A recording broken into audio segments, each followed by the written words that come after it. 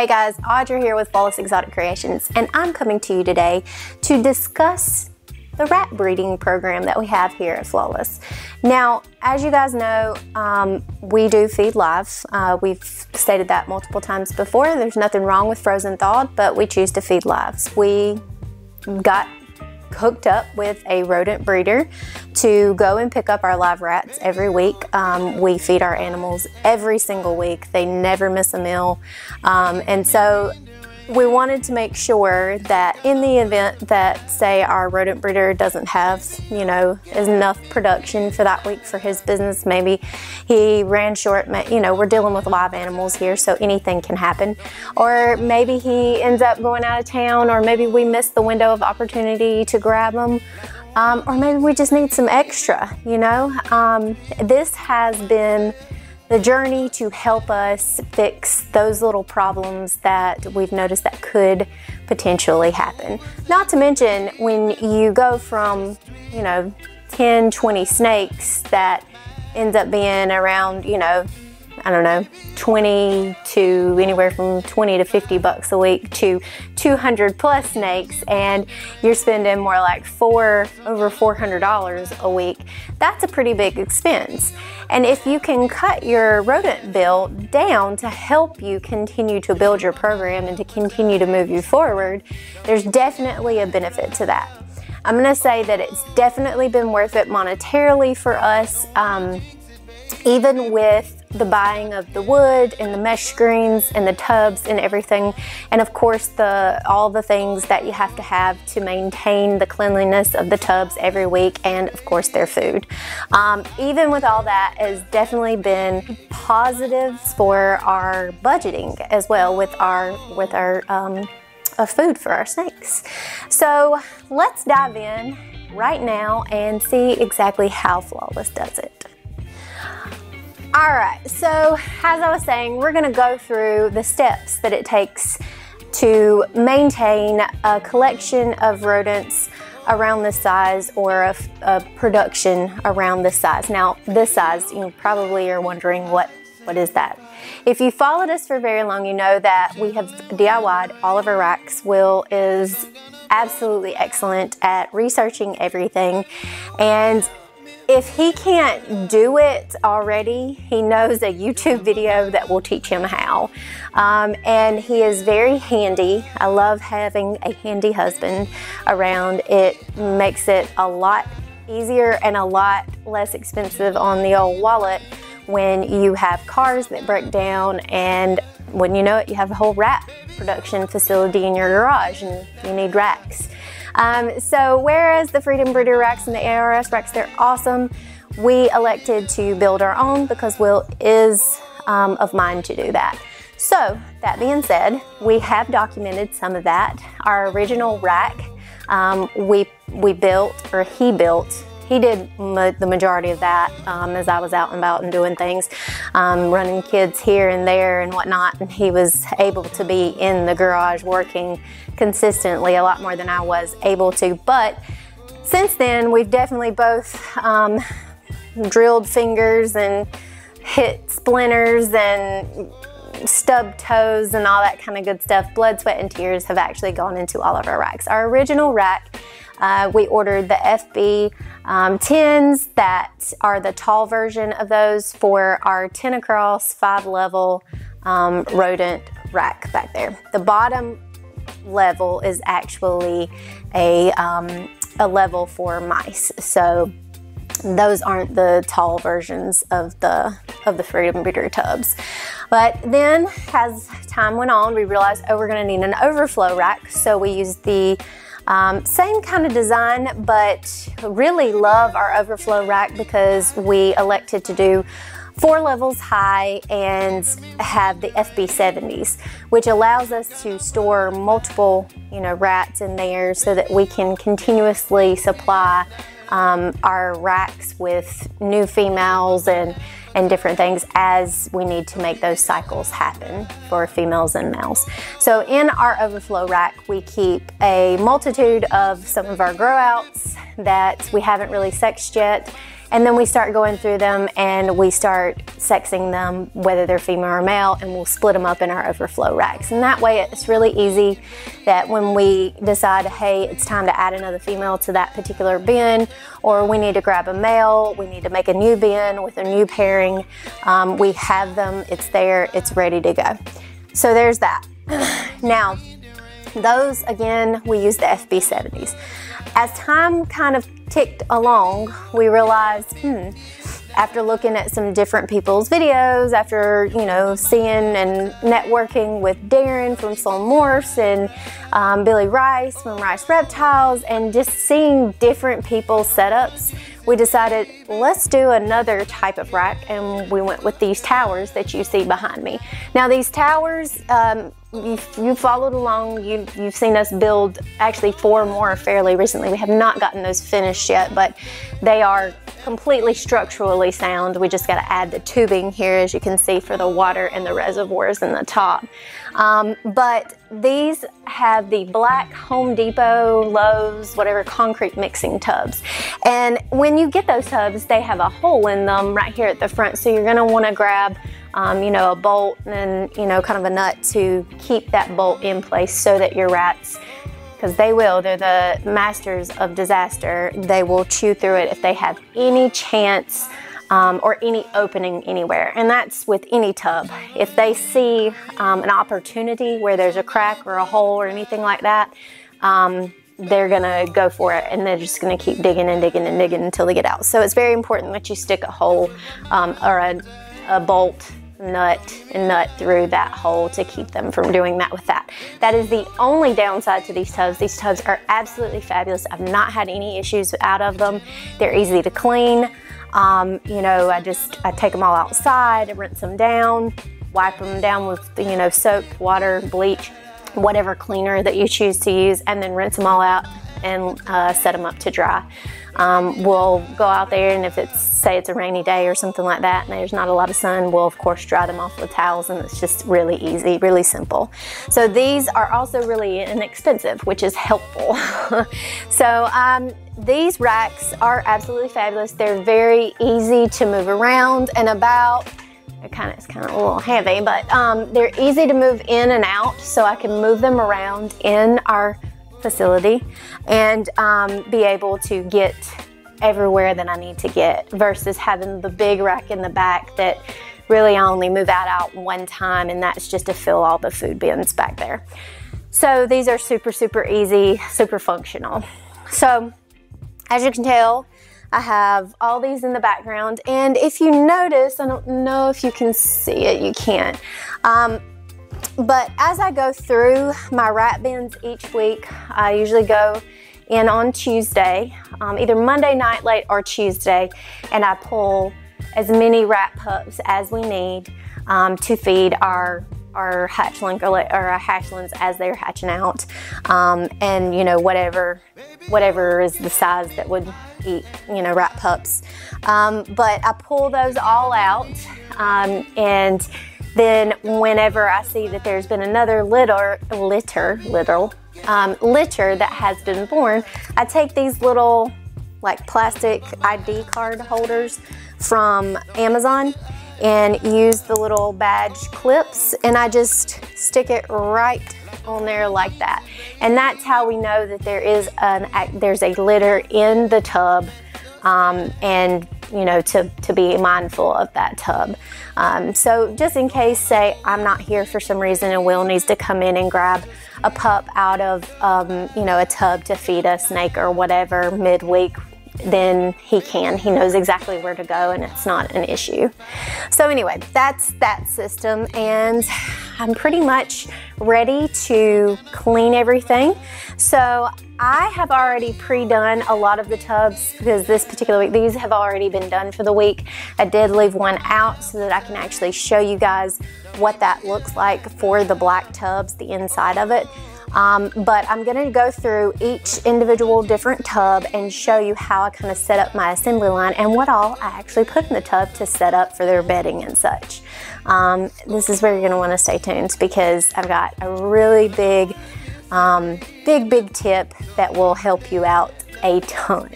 Okay, so what you're looking at here is my setup as far as my tubs are concerned.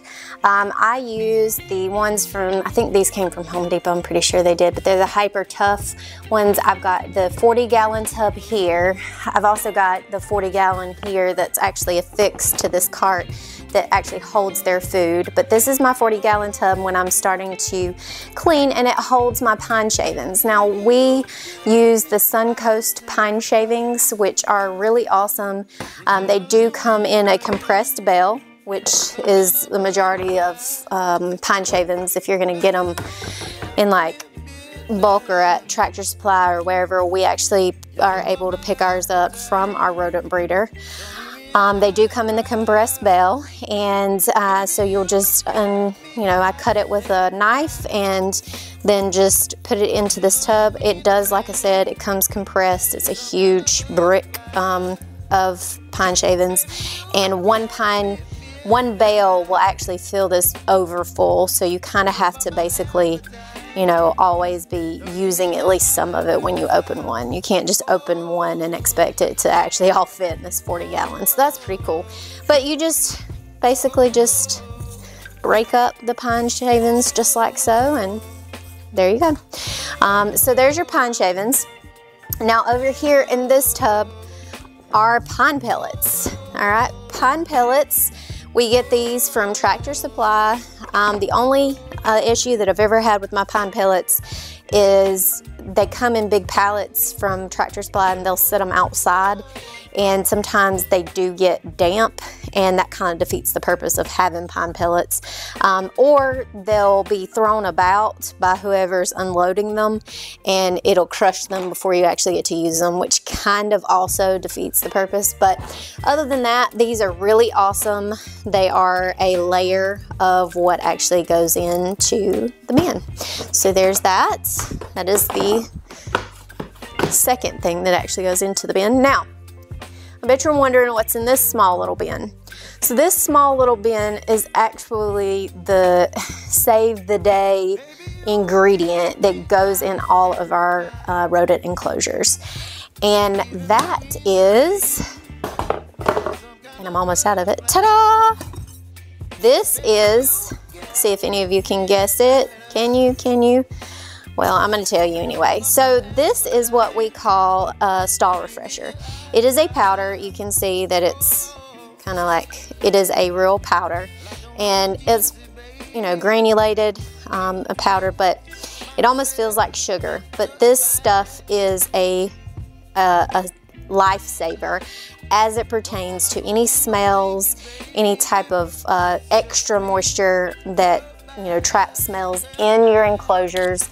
This is where the magic happens. So you're gonna wanna go out and grab this. And again, it's called Stall Refresher. And it's imperative that you put this in your enclosure because it will smell and really bad if you do not use this. All right, so now that I've shown you kind of all the ingredients that go into cleaning the rats from week to week, I do wanna say that this is only our way, this is only the ingredients that we use, but I definitely suggest you grab up that stall refresher because that really does make a huge difference.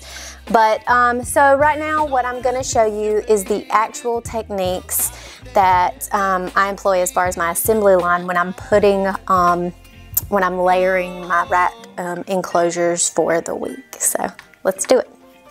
All right, so I am in the bin with all the pine shavings, and basically what I'm going to do is I'm going to show you how I fill each individual bin.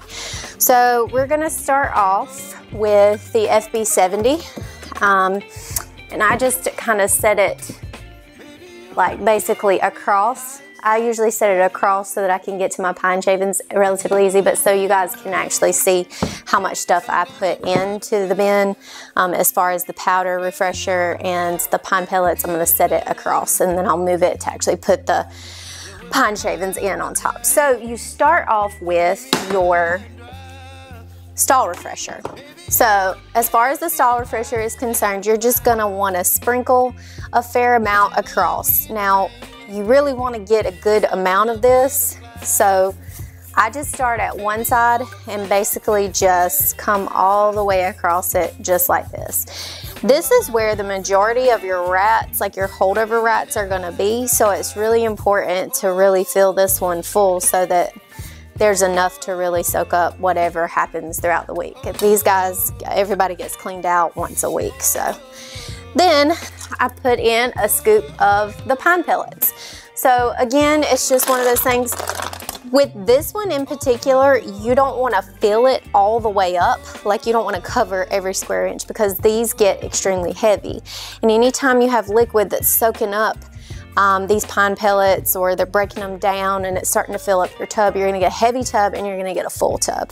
And when you go to start pulling them out and you're having, you know, 20, 30 rats that are all coming up to the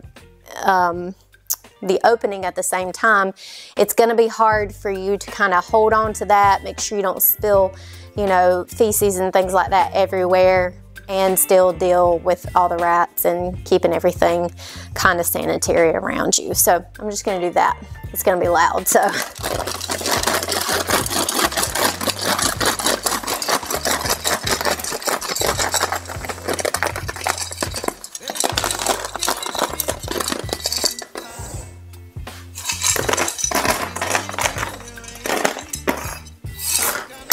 So that's about as much as you want of those in your bin. Now we just take and we put the pine shavings in, and I go about halfway up, depending on the size of the rats that are in there. If they're smaller, you know, like smalls or virgin from weans to smalls, then, you know, fill it up a little further, especially near your water spouts, because sometimes people will leave too little in the bottom and then they won't be able to reach their water and drink.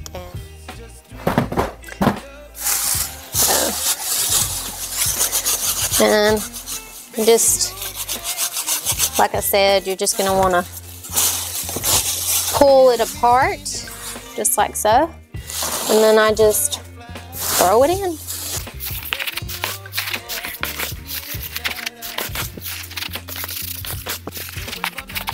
Is ready.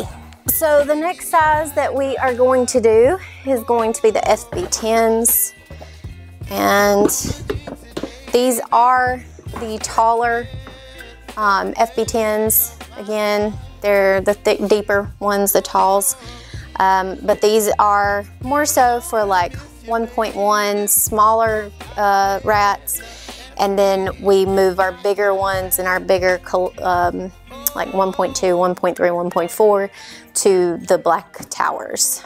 So I usually take, because this is a 40-gallon, they fit really nicely. You kind of have to push them down into it just a little bit. They fit really nicely inside the tub with the pine shavings. So it keeps them, I can stack quite a few, and then the other ones I kind of stack around, and I just run through it with an assembly line. So I'm gonna kind of show you how that goes.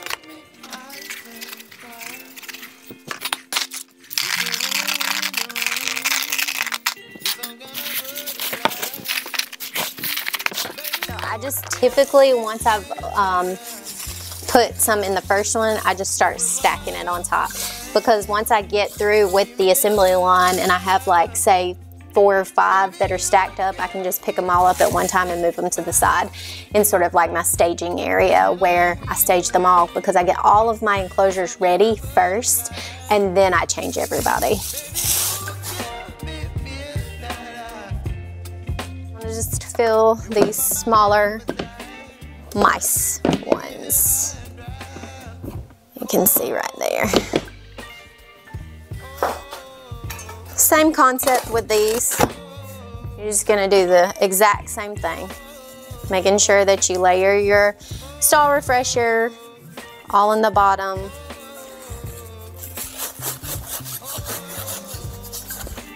You don't want to smell ammonia.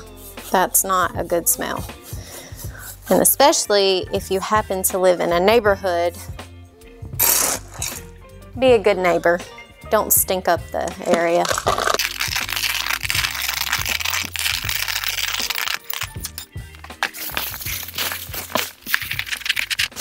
The mice ones, you don't want to fill them way up, because obviously they're not as quite as tall and deep. And you don't want to press them up against the wire mesh.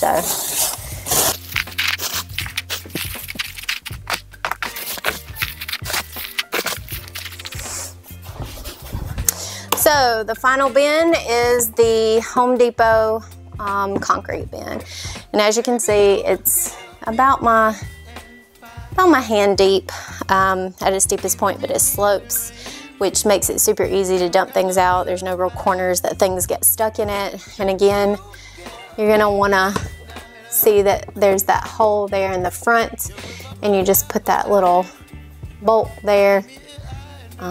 You put that bolt and then the nut to keep it tight. Eventually you have to kind of tighten them up as it goes, but again, I'm just gonna set this down in the top of this so that you guys can see me fill it.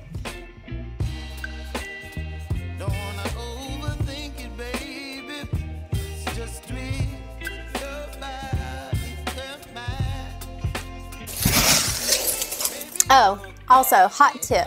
These big pieces will oftentimes find their way into your pine shavings. They are awesome to actually just stick in with your rats because it allows them to chew on it and it helps with their teeth. So they'll chew down on it and it'll like grind their teeth down so they don't get extremely large and in the way of everything. So yeah, if you find those, just toss it right in there on top.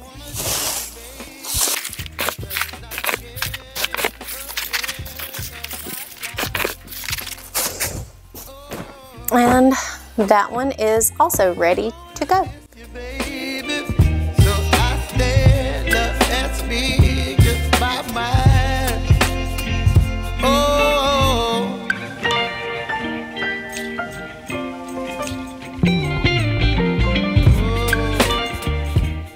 As you can see, we've got our skeleton crew back here. It's just bones right now, but before too much longer, it's gonna have plenty of tubs and rats in that one as well. So we'll have a total of actual 10 towers with the black tubs. And then of course we'll have our back rack with our 5 levels, 10 across, the FB10s that are the talls. And as you see here, I have stacked mine up. I've got the 40 gallons. I have 2 40 gallons actually. And then my pine pellets and my stall refresher right on top. So it keeps it neat and clean inside your, wherever you're keeping it. It does not take up a lot of surface area. So you can use the most of wherever you are, whether it be in your garage or a small building or whatever. But it's neatly put away. So now it's time to actually change them out. So basically I take a tub that is again like a transport tub. I put some pine shavings in it and I take it over to my rack, and I am very cognizant of all the rats that are in here because again, this is our garage. So it is necessary for us that we maintain, you know, them in their areas. Like they can't get out. We can't have any rogue rats in our garage because, well, rogue rats, you know how rogue rats can be. They're like, they turn into Master Splinter. And it's just not good. It's like the evil Master Splinter. It's like Shredder or something on steroids. But anyway, that being said, I take that holdover tub and I go to each of my tubs and I pull the tub and I pull all of the rats out. And then I put the tub kind of on top of the opening because some of these little jokers like to jump out. I've been on the run before trying to grab them and that's never a good thing. But anyway, I put that over the top, I replace my tub, then I put my dirty kind of over it into a stack. Where each tower, like the black towers, each tower, once I finish, I dump them all into one big utility size trash bag, and then I take that directly out to our truck where I put it in the bed of the truck, and then it goes off to the trash dump. That way we're never keeping any type of dirty materials or anything in the garage so that it does not have a funk. Now, of course, you're gonna smell pine shavings, the smell of like a barn or like the outdoors. You get that kind of smell in here, but I mean, pine shavings have a smell. It's like cedar shavings have a smell. Wood chips in general, you're going to smell those things. It's like walking into, and I'm not saying this is exactly the same thing, but it's like walking into, you know, a department store versus like a log cabin. There's a certain particular smell of the materials that it's built with that you don't necessarily, it's not the same, but it's a particular smell. So just understand that if you keep it in your garage or you keep your rats close to your home, you are going to smell that familiar smell of whatever bedding that you're going to use. But if you use that stall refresher, you're not going to get an extreme amount of that ammonia smell. Once in a while, you know, if a bunch of them have given birth that particular week and they're just, you know, it's like crazy, they're just going crazy, and you know, you've got babies galore in there, and once in a while, like the day before we go to clean, we might smell a little bit of a tinge of it, but for the most part, it smells like a garage and pine shavings on a regular basis. So we are good neighbors. We don't make our neighbors smell any of this, and eventually we won't have any neighbors because we're going to move, and when that happens, it's going to be real. I'm going to have a whole building. I'm going to have a whole long building with industrial fans, which I do. If you can see over the top, I do have the fans, and I do use the filters so you don't get a whole bunch of dust. Still get a little bit of the dust, obviously, but I just wiped all that down and pretty much just rock on with it. The first year, we didn't know about the fan filters. And let me tell you, I'm still digging dust out of the corners from last year's summer. But anyway, that being said, I am going to kind of not going to talk during pulling those suckers out and stuff like that. I am the type that I need to concentrate when I'm doing it. So I hope you enjoy the rest of this video, and I hope that it has been informational for you guys. If there's anything I can answer for you, if there's any questions you have, feel free to hit me up. Comment down below if you want to know more about the cycles and the babies and how to take care of them and all that kind of stuff. But this is it. That's all there is today, and I hope you guys enjoyed it. Flawless Exotic Creations. I am Audra, and I am out. Bye. Baby, you give me ice and fire. You're giving me